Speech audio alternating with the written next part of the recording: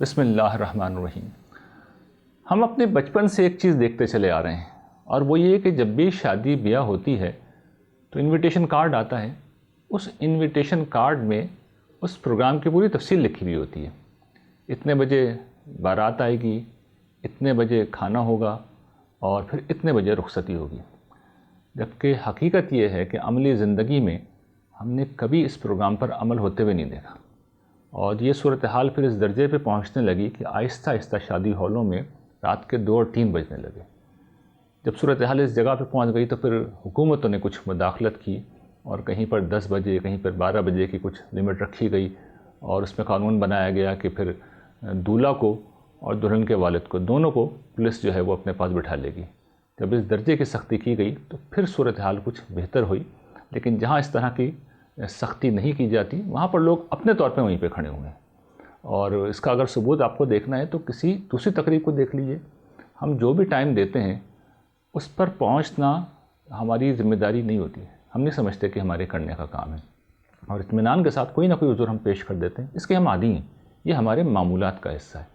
ہم یہ بات کہتے ہیں کہ بھئی ہم 2 بجے آ جائیں گے اور نہیں آتے، ہم پروگرام 12 بجے شروع کریں گے، نہیں کرتے، جبکہ یہ وہ چیز ہے جس کے بارے میں اللہ تعالیٰ نے کہہ رکھا ہے کہ اوفوا بالعہد ان العہد کان مسئولا، اپنے عہد و پیمان کو پورا کرو، اس کے بارے میں قیامت کے دن پوچھا جائے گا۔ آپ اندازہ کیجئے جس چیز کے بارے میں اللہ تعالیٰ پوچھیں گے وہ کتنی سنگین چیز ہوگی۔ نام لے کے بتا دیے اس کے بارے میں تو پوچھوں گا۔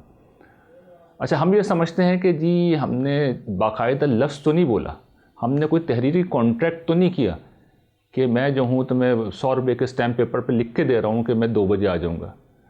نہیں، زبانی کہہ دینا بھی اصل میں وعدہ ہی ہوتا ہے۔ پروگرام کا کوئی ٹائم طے کر دیا وہ بھی وعدہ ہی ہوتا ہے، وہ بھی کمٹمنٹ ہوتی ہے، اس کو نبھانا چاہیے۔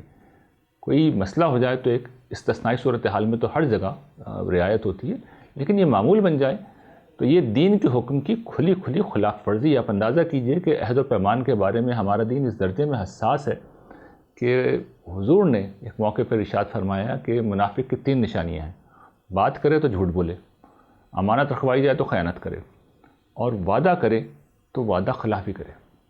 بخاری کی ایک روایت میں حضور نے فرمایا کہ جو کوئی مسلمان سے اپنے کیے ہوئے عہد کو توڑتا ہے تو اس پر اللہ، اس کے فرشتوں اور تمام انسانوں کی لعنت ہے، اس کی کوئی فرض اور نفل عبادت قبول نہیں ہوگی۔ اس درجے کی شدت اور تاکید ہمیں اس حوالے سے ملتی ہے، لیکن ہم اس پہ توجہ نہیں دیتے۔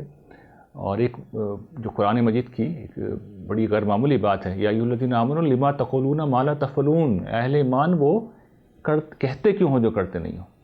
تو اس حوالے سے ایک مشہور واقعہ ہے، غالباً مامون الرشید کا ہے، کہ وہ جب قرآن پڑھتے تھے تو ان کے استاد بیٹھ کے سنتے تھے، اور کوئی غلطی ہوتی تھی تو وہ شہزادے کو ٹوکنے کے بجائے صرف گردن اٹھا کے دیکھتے تھے۔ ایک موقع پہ مامون الرشید نے یہی آیت پڑھی اور صحیح پڑھی، استاد نے سر اٹھا کے دیکھا تو مامون کو لگا کوئی غلطی ہو گئی ہے۔